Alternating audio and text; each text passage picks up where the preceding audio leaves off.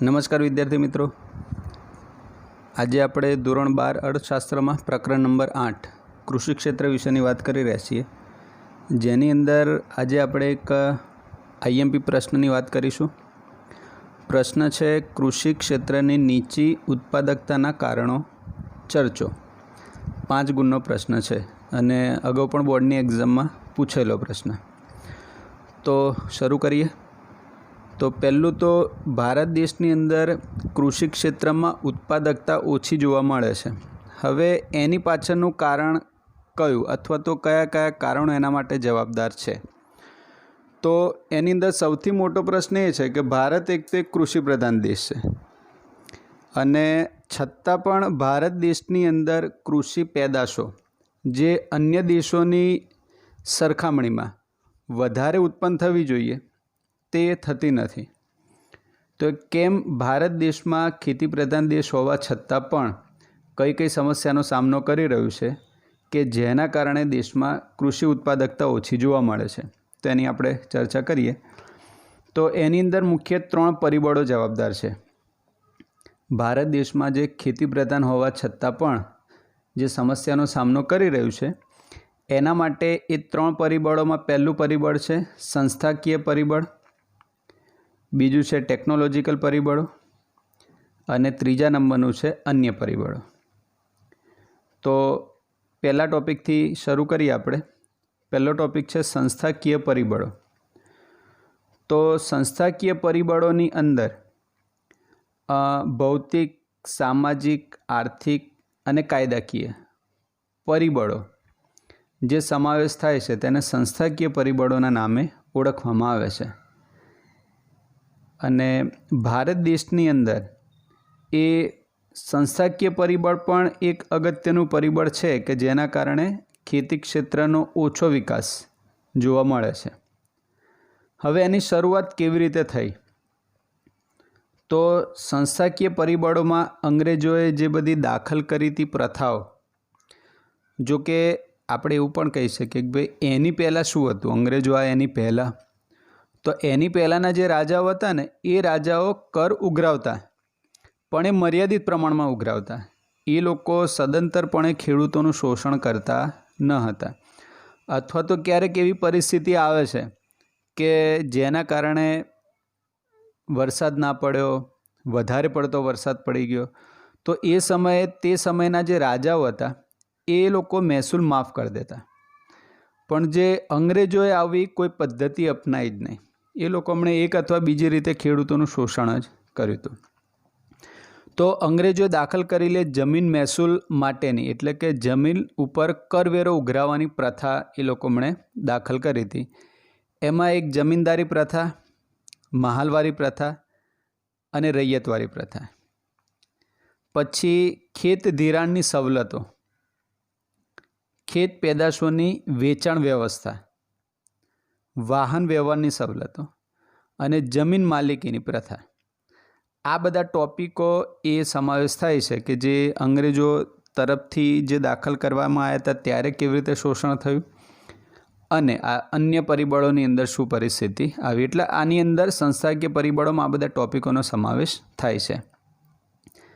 हवे जेमां आपणे पहेला टॉपिकनी वात करीए, जमीन महसूल उघराववानी प्रथा। तो भारत देश में जे संस्थाकीय सुधारा में ओछुं उत्पादन जोवा मळे छे एनी अंदरनो पहलो टॉपिक। तो भारत देश ज्यारे आज़ाद थयो त्यारे जमीन महसूल उघराववानी 3 प्रथाओ प्रचलित हती, जेमां जमीनदारी प्रथा, महालवारी प्रथा अने रैयतवारी प्रथा। आ प्रथानी अंदर जमीनदारो पोते खेती करता न हता पण एमणे शुं कर्युं हतुं तो ए लोको हमणे जमीन विहोणा खेडूतो अथवा तो गणोत्या। हवे गणोत्या एटले शुं थाय के पहेलाना समयनी अंदर जमीनदारो पोतानी खेती अथवा जमीनने खेडवा माटे अथवा खेती करवा माटे गणोत्या राखता। हवे गणोत्यानुं काम शुं तो ए जमीन उपर जे कंई पण कामगीरी चाले, कोईपण पाकनुं उत्पादन थाय ए सगळी जवाबदारी ए गणोत्यानी। एने त्यां मजूरी करवानी, एनुं घर ए त्यां खेतरनी अंदर ज रहे अने वर्ष दरमियान एने એક બે જોડી 2-3 જોડી કપડાં આપે અને થોડા ઘણા પૈસા વાપરવા આપે, એના ઉપર એને આખી જિંદગી કાઢી નાખવાની. અને પહેલાંના સમયની અંદર ગણોત્યા જે પ્રથા હતી ને, એ ગણોત્યા એ વંશ પરંપરાગત હતું. એના પછી જો કે સરકારે ગણોદ્ધારો લાવ્યા અને ગણોત્યા પ્રથા હતી એ દૂર કરી. તો આ રીતે જમીન વિહોણા ખેડૂતો, ગણોત્યાઓ, ખેતમજૂરો આ બધાનો ઉપયોગ કરતા અને ખેતી કરવામાં આવતી. હવે જેટલી પણ પ્રથા આપણે વાત કરી કે જમીનદારી પ્રથા, મહાલવારી પ્રથા કે રૈયતવારી પ્રથા, આ દરેક પ્રથામાં માત્ર જમીન પરનું ભાડું અથવા મહેસૂલ ઉઘરાવવાની જુદી જુદી પદ્ધતિઓનો ઉપયોગ કરવામાં આવતો હતો. અને જમીનદારો જે ઉત્પાદન થાય એ ખેત ઉત્પાદનનો એક મોટો ભાગ ભાડા સ્વરૂપે એ લોકો ઉઘરાઈ લે. હવે જો ખેડૂતો બિચાર મહેનત કરે છે અને એ મહેનત કરી અને બહુ મોટા પ્રમાણમાં ઉત્પાદન કરે, એનો લગભગ મોટો હિસ્સો તો આ જમીનદારો લઈ જાય. અને પાછળ જે ગણોત્યાઓ હોય કે જે લોકો ખેત મજૂરો હોય એના ભાગમાં કશું જ વધે નહીં. હવે એ લોકોને કોઈ ફાયદો થતો જ નહોતો ગણોત્યાને, જેના કારણે ખેતી કરતા વર્ગને ખેત ઉત્પાદન વધારવામાં કોઈ જ રસ હતો નહીં. કારણ કે એમને તો ફાયદો થવાનો નહોતો, ફાયદો થવાનો હતો જમીનદારોને, એટલા માટે એમને ખેત ઉત્પાદન વધે એવો કોઈ રસ નહોતો. જેથી ખેતી ક્ષેત્રનું ઉત્પાદન પ્રમાણમાં લગભગ સ્થિર અથવા તો ઓછું જ રહ્યું. પછી આઝાદી પહેલાં ખેડે તેની જમીનના કાયદા હેઠળ ખેડ હક સલામતી અને શાંત એટલે કે ભાડા નિયમન અંગેના કાયદાઓ પસાર કરવામાં આવ્યા. જ્યારે આપણે દેશ આઝાદ થયો એના પછી મેં તમને વાત કરી કે અગાઉ ગણોત્યાઓને રાખવામાં આવતા, તો એના માટે આ ગણોદ્ધારો લાયા. પછી આ ખેડે તેની જમીન. હવે આ બધાની અંદર જે કાયદાઓ પસાર કરવામાં આવ્યા, પણ આ કાયદાઓનો સંપૂર્ણપણે અમલ ના થયો. હકીકતમાં ખેડે તેની જમીનનો કાયદાનો અમલ થવો જોઈતો હતો, પણ અમલ થયો નહીં. અથવા આપણે એવું કહી શકીએ કે સરકાર એનો અમલ કરાવી ના શકી. સરકારને એમાં એટલો બધો રસ નહોતો અને જેના કારણે ખેડૂતોને શોષણ મુક્ત કરી શક્યા નહીં. એટલે એ લોકોનું શોષણ જે ઓછું થવું જોઈતું હતું એ ના થઈ શક્યું. એના પછી છે ખેત ધિરાણ. હવે ભારત દેશની અંદર મોટે ભાગે આપણે જોઈએ છીએ કે બહુ બધા ખેડૂતો એ આત્મહત્યા કરી લેતા હોય છે, જેનું પ્રમાણ ગુજરાતમાં પણ બહુ મોટું છે. જો કે એ વસ્તુ અલગ છે કે હાલની અંદર સરકારે જે ખેડૂતો આત્મહત્યા કરે છે એના આંકડા આપવાનું બંધ કરી દીધું છે. મને તો ખબર નથી કેમ બંધ કર્યું છે. સરકારને પૂછવું પડે કે ભાઈ આ કારણ શું, તમે આંકડા બંધ કેમ કર્યા? લોકોને જાણવાનો અધિકાર છે કે ભાઈ ખેડૂતો આત્મહત્યા કરે છે અને કેમ કરે છે એ જાણવાનો પણ આપણને અધિકાર છે. પણ હાલની અંદર ઘણા બધા પ્રશ્નો જોવા મળે છે ખેડૂતોને. હવે મોટાભાગના જે બધા ખેડૂતો છે એ બધા કેવા ઓછી જમીન ધરાવતા ખેડૂતો છે કે જે લોકો ગરીબીનો સામનો સૌથી વધારે કરે છે. અને ભારત દેશની અંદર 1951માં લગભગ 71.6% ખેત ધિરાણ એ નાણાં ધિરાણનો જે વ્યવસાય કરવામાં આવતા હતા એમની પાસેથી આ લોકો પૈસા લેતા. હવે એ લોકો પાસેથી પૈસા લે એટલે એમ સમજી લો કે આપણે આપણી કંગાલીને આમંત્રણ આપીએ છીએ. હવે આ લોકો શું કરતા? તો આ લોકો જે ધિરાણ આપતા એ ખૂબ જ ઊંચા વ્યાજ દરે ધિરાણ આપે.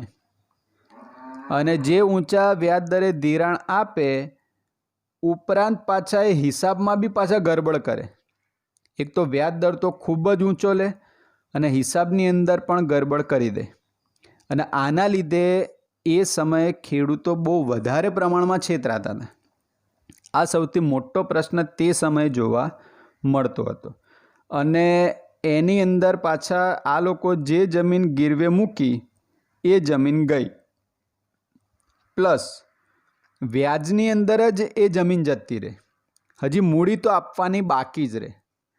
અને એના પછી એ ખેડૂતોને મારઝૂડ કરવામાં આવે અને બહુ બધા પ્રશ્નો એ સમયે સર્જાતા. આ જે ખાનગી ધિરાણ નાણાં ધિરાણનો જે વ્યવસાય કરતા એ લોકો પાસે જ્યારે જાય એટલે એ લોકો પણ પહેલાંના સમયની અંદર સરકારની એવી કોઈ વ્યવસ્થા ન હતી, એટલા માટે થઈને લોકો ત્યાં જવું પડતું હતું.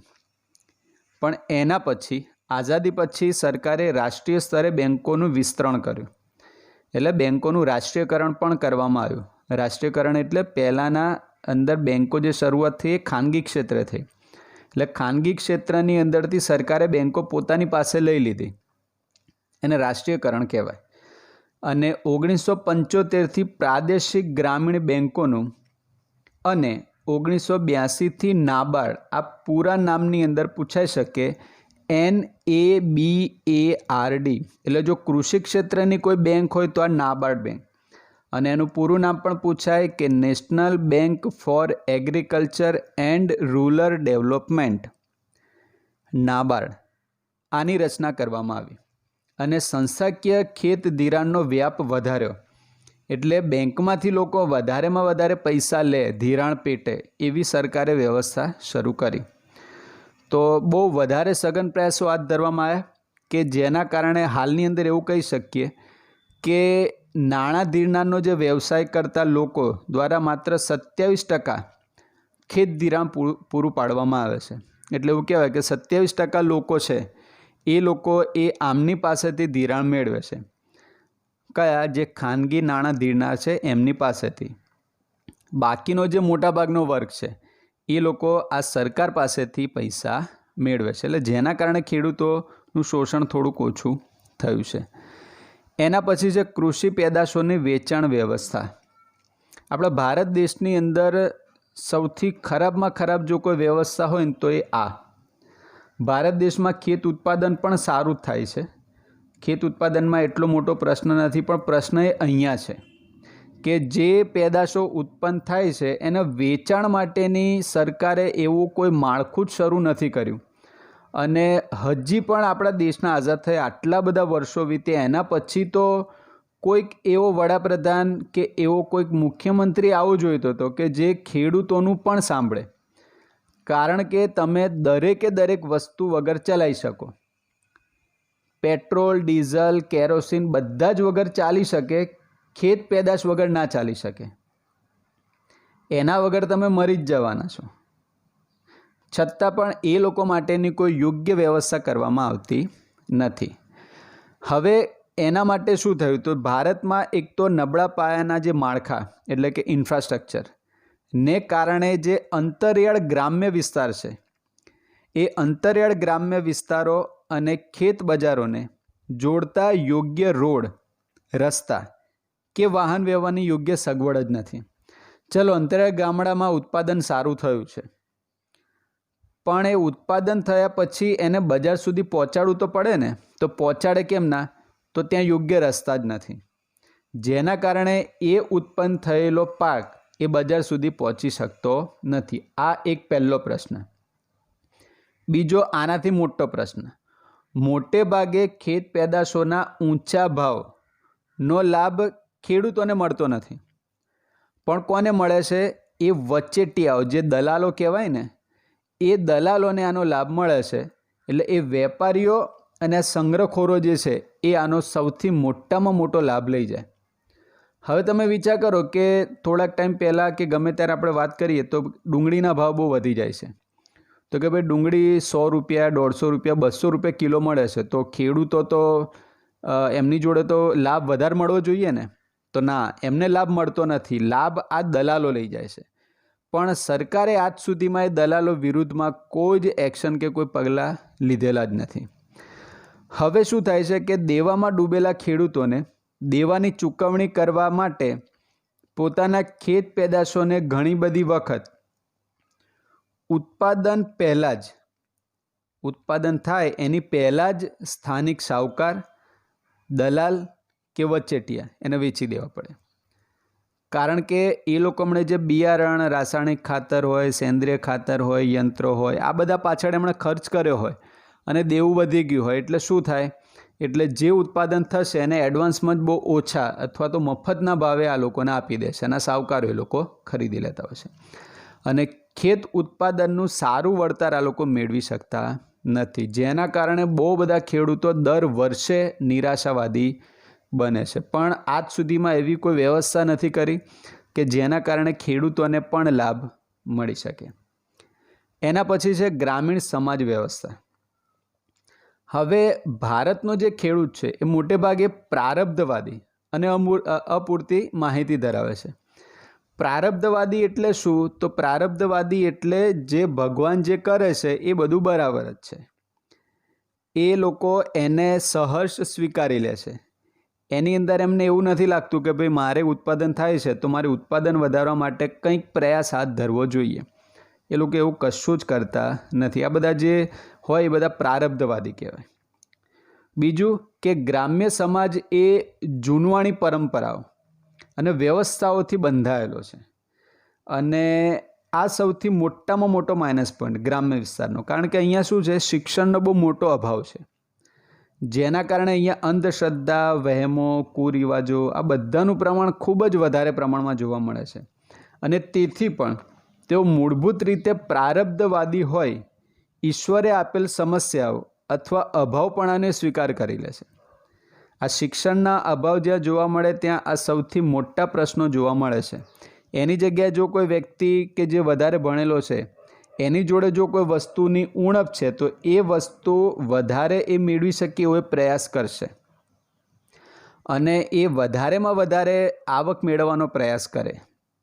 જ્યારે ખેડૂતો જ્યારે એ લોકોની અંદર સાક્ષરતાનું પ્રમાણ ઓછું હોય એટલા લોકો પ્રારબ્ધવાદી માનસ વધારે ધરાવે છે, જેથી તેઓ પોતાના જીવન નિર્વાહ પૂરતી ખેતી કરી લે છે અને સંતોષ માની લે છે.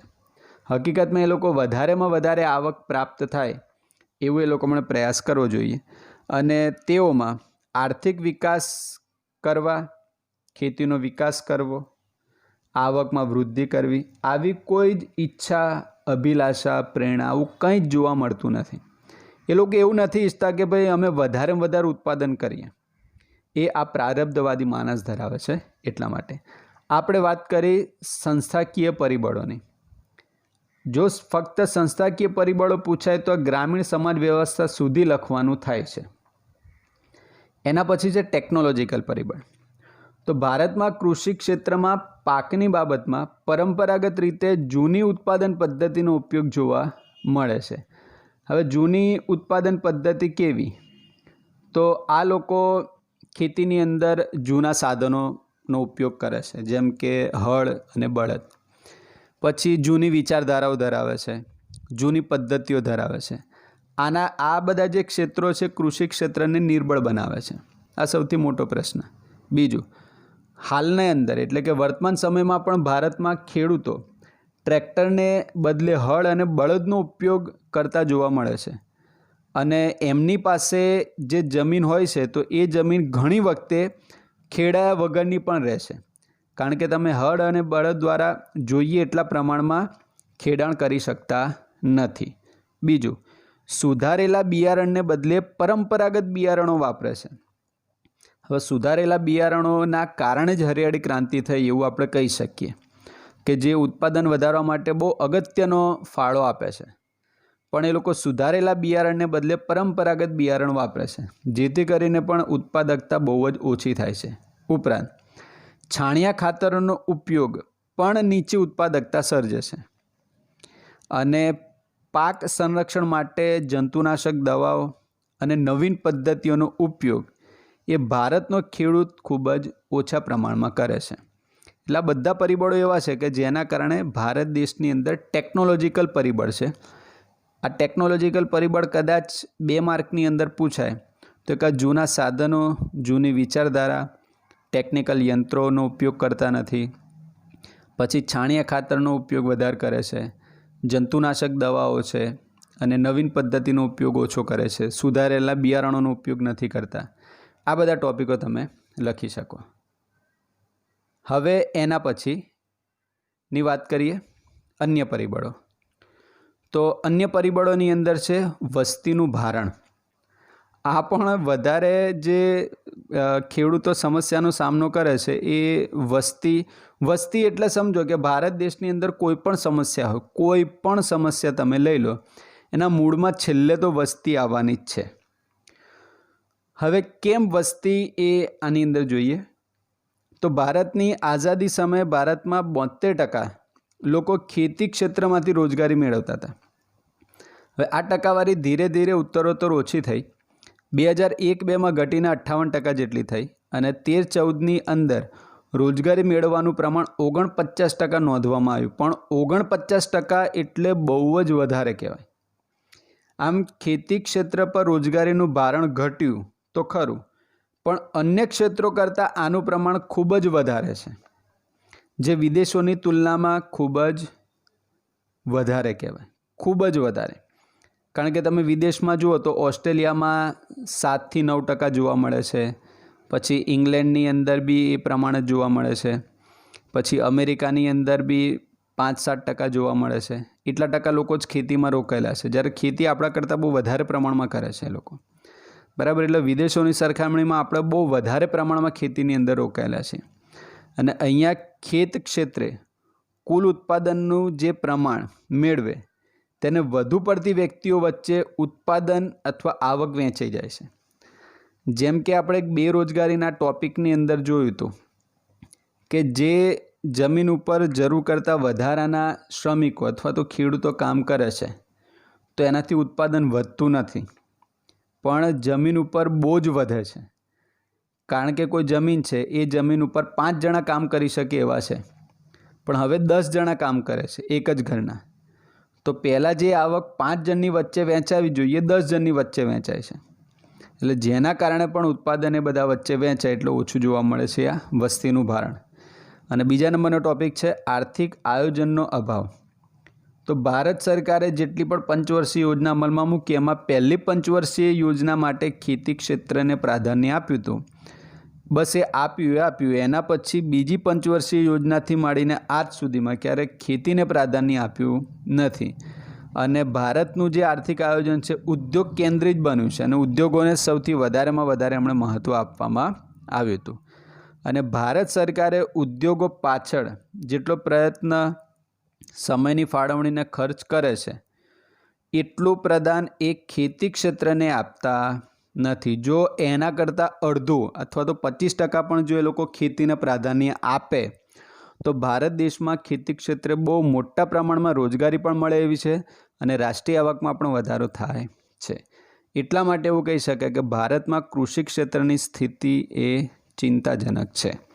એટલે ભારતમાં જે ખેત ઉત્પાદકતા ઓછી જોવા મળે છે એના માટે સંસ્થાકીય પરિબળો, ટેકનોલોજીકલ પરિબળો અને અન્ય પરિબળોની આપણે ચર્ચા કરી છે.